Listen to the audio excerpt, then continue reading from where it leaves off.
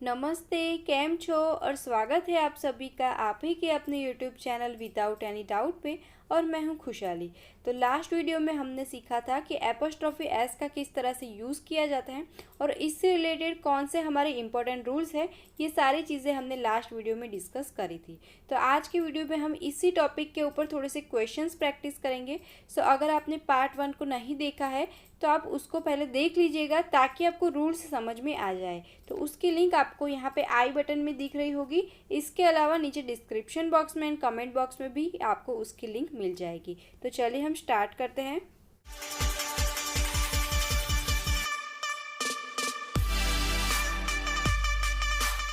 तो दोस्तों इंस्टा पर मैं काफ़ी एक्टिव रहती हूँ, ये है मेरी इंस्टाग्राम की आईडी। तो अगर आप किसी पर्टिकुलर टॉपिक्स के ऊपर वीडियोस चाहते हैं तो आप मुझे वहाँ पर ही मैसेज करके बता दिया कीजिए, क्योंकि वहाँ पर जो मैसेज होता है वो तुरंत मेरे ध्यान में रहते हैं, वहाँ पर मैं ज़्यादा एक्टिव रहती हूँ। इसके अलावा देखिए वहाँ पर मैं डेली बेसिस पे इस तरह की ग्रामर के ऊपर पोस्ट डालती रहती हूँ। डेली मेरी 1-2 पोस्ट तो रहती ही है, ताकि आपका क्या होगा, फ्री टाइम में साथ ही साथ स्टडी भी होती रहेगी, आपको कुछ ना कुछ नॉलेज मिलता रहेगा। तो ये है मेरी इंस्टाग्राम की आईडी, यहाँ पे जाके आप मुझे फॉलो ज़रूर कीजिएगा। तो यहाँ पे मैंने कोशिश करी है कि हो सके उतनी प्रीवियसली आपके एग्ज़ाम से पूछे गए जो क्वेश्चंस हो वैसे ही मैं यहाँ पे डिस्कस करूँ। तो यहाँ पे ज़्यादातर क्वेश्चंस तो वही होंगे जो कि आपके प्रीवियस एग्ज़ाम्स में पूछे गए हो, ठीक है। तो यहाँ पे मैंने स्पॉटिंग एरर्स के क्वेश्चंस लिए हैं। तो आपको बताना है कि सेंटेंस में कौन से पार्ट में एरर है। अगर आपको एक भी पार्ट में एरर नहीं दिख रही है तब आपको नो एरर मार्क करना है। तो फर्स्ट क्वेश्चन देखते हैं। A table's legs were broken by my angry brother, no error. अब देखिए यहाँ पे आपको पढ़ते साथ ही एरर मिल जाएगी अगर आपने इसके पार्ट 1 को देखा होगा तब। मैंने आपको बताया था कि जब कभी भी कोई नॉन लिविंग थिंग्स दी जाती है तब हम उसके साथ में एपोस्ट्रोफी का यूज़ नहीं करते हैं। हम नॉन लिविंग थिंग्स के साथ भी एपोस्ट्रोफी का यूज़ करते हैं, लेकिन कब, जबकि उसका पर्सनिफिकेशन किया गया हो तब। तो यहाँ पे कोई भी पर्सनिफिकेशन नहीं किया गया है, बल्कि ये सिंपल सा सेंटेंस है और यहाँ पे हमें दी गई है एक नॉन लिविंग थिंग जो कि है टेबल। तो उसके साथ हम एपोस्ट्रोफी एस का यूज़ नहीं कर सकते हैं, इसलिए यहाँ पे हमारा आंसर होगा ए, क्योंकि इस ए वाले पार्ट में हमारे एरर है। तो इसको अगर आपको करेक्ट करना है तो कैसे करेक्ट करेंगे, इसको आप लिख सकते हैं कि the legs of a table, right. तो यहाँ पे इसको करेक्ट करने के लिए आपको लिखना है the legs of a table. तो देखते हैं second question. I follow your suggestions and nobody's else, no error. अब देखिए इसको पढ़ते साथ ही मुझे इस पार्ट में एरर नज़र में आ गई है। क्यों नज़र में आ गई है, क्योंकि देखिए आई फॉलो योर सजेशंस, मैं आपके सजेशंस को फॉलो करती हूँ, एंड नो बडी एल्स यानी और किसी के भी नहीं, ठीक है। तो नो बडी का मतलब होता है किसी के नहीं, और नो बडी एल्स का मतलब होता है और किसी के नहीं, राइट। तो यहाँ पे जो नो बडी एल्स है इसको पूरे को आप एज अ वन प्रोनाउन या एज अ इसको आप समझ सकते हो। तो अगर आप इसको पूरे को एक प्रोनाउन गिन रहे हो, तो मैंने आपको बताया था जब कभी भी 2 या तो 3 वर्ड्स को कंबाइन करके हम एक नाउन बनाते हैं या एक प्रोनाउन बनाते हैं, तब जो एपोस्ट्रोफी एस का यूज़ होता है वो बीच में कहीं पे भी नहीं होता है, बल्कि जो लास्ट वर्ड होता है उसी के पीछे आपको एपोस्ट्रोफी का यूज़ करना है। तो उस रूल्स के अकॉर्डिंग यहाँ पे नो बडीज एल्स की जगह पे आपको लिखना है नो बडी एल्स, राइट। तो इसलिए यहाँ पे एल्स के पीछे आपको एपोस्ट्रोफी का यूज़ करना है, तब ये सेंटेंस हो जाएगा हमारा करेक्ट। तो इसीलिए यहाँ पे डी पार्ट में एरर है, आंसर होगा हमारा D. So our third question is, he informed me that he had gone to one of the minister's residence and stayed there all night। अब देखिए यहाँ पे अगर आप पढ़ते हो तो देखिए he informed me, ये करेक्ट लग रहा है। that he had gone to one of the ministers, तो देखिए इसी जगह पे मुझे एरर दिख गई है पढ़ते साथ, क्योंकि देखिए यहाँ पे है वन ऑफ द मिनिस्टर्स, यानी यहाँ पे कुछ मिनिस्टर्स होंगे और उसमें से एक मिनिस्टर की वो बात कर रहा है, ठीक है।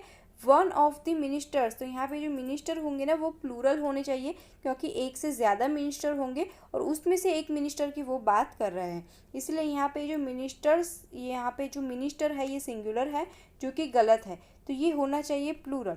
तो यहीं से आपको एरर वैसे मिल जाएगी, लेकिन इसके अलावा यहाँ पे एपोस्ट्रोफी से रिलेटेड भी एरर है। तो इसको आपको किस तरह से लिखना पड़ेगा कि resident of one of the ministers, और यहाँ पे जो मिनिस्टर्स बोल रही हूँ उसमें ये एपोस्ट्रोफी वाला नहीं बल्कि प्लूरल वाला मिनिस्टर्स आपको बोल रही हूँ।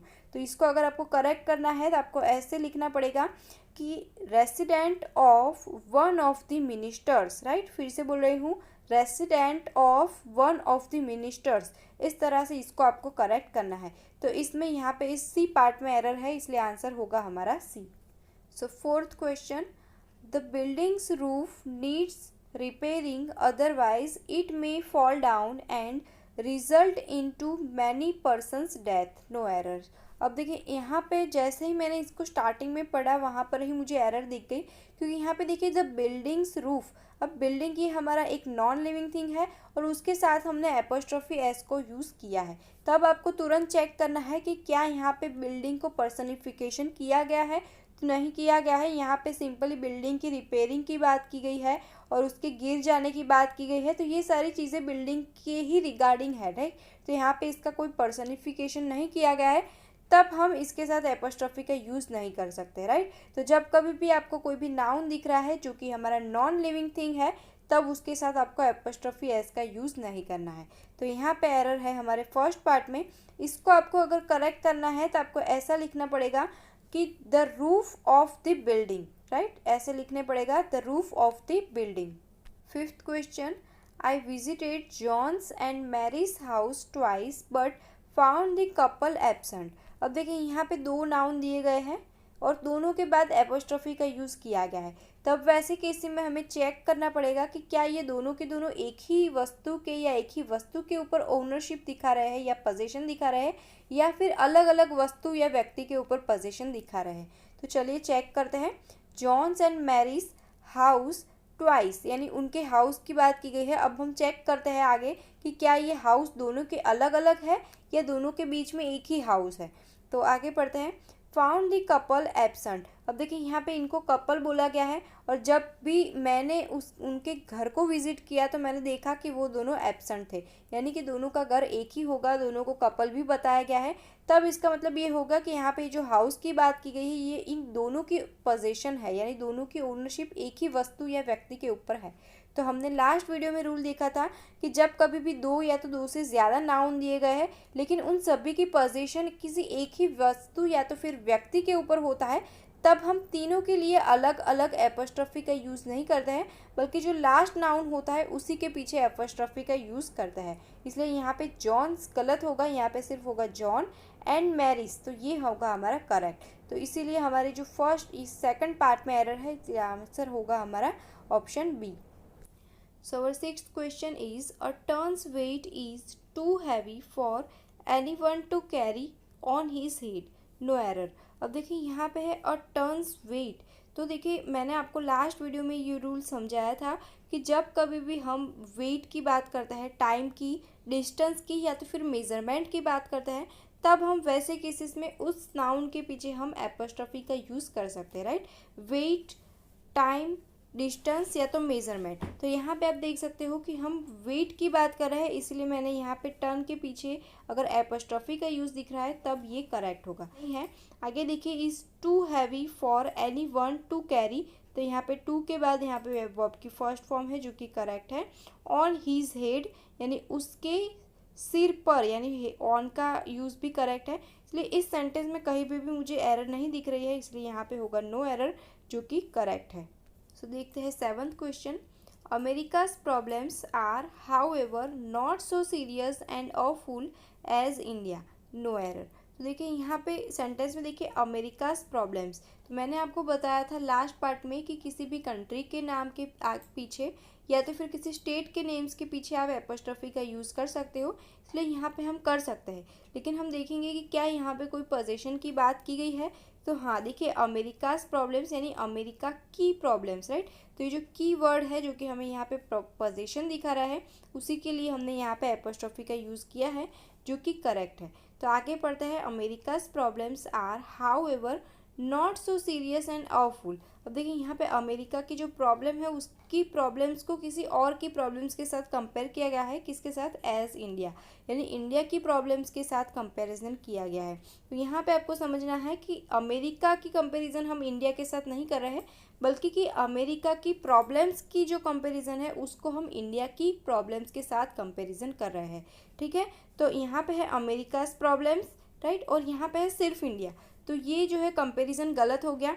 अगर हम अमेरिका की प्रॉब्लम्स की बात कर रहे हैं तब आपको इसका कंपैरिजन सिर्फ और सिर्फ इंडिया की प्रॉब्लम्स के साथ ही करना है। तो यहाँ पे इंडिया लिखना गलत होगा। तो यहाँ पे आपको लिखना पड़ेगा इंडियाज़, राइट, यानी इंडियाज़ एपोस्ट्रोफी एस का यूज़ करना पड़ेगा, ताकि ये हो जाएगा कि अमेरिका की प्रॉब्लम्स और यहाँ पे हो जाएगा इंडिया की, राइट। या तो फिर आप इसको ऐसे भी लिख सकते हो कि full as of India, right, of India, इस तरह से भी आप इसको करेक्ट कर सकते हो, ठीक है। तो यहाँ पे इस पार्ट में एरर होगी, यानी डी पार्ट में, तो हमारा आंसर होगा डी। तो 8th क्वेश्चन देखते हैं। For your sake as well as for your wife we all wish that you may get that job. तो यहाँ पे देखिए, तुम्हारे लिए और तुम्हारे वाइफ के लिए हम सब लोग विश करेंगे कि तुम्हें ये जॉब मिल जाए।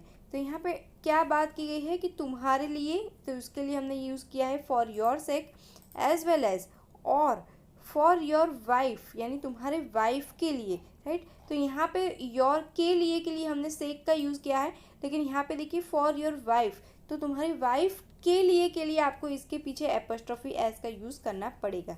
तो इसलिए यहाँ पे वाइफ का यूज़ इनकरेक्ट होगा, यहाँ पे इसके पीछे आपको एपोस्ट्रोफी का यूज़ करना पड़ेगा, राइट। तो यहाँ पे जो हमारी एरर है ये बी पार्ट में रहेगी, क्योंकि हमें यहाँ पे क्या बोलना है कि आपकी वाइफ के लिए, इसलिए इसके पीछे आपको एपोस्ट्रोफी का यूज़ करना रहेगा।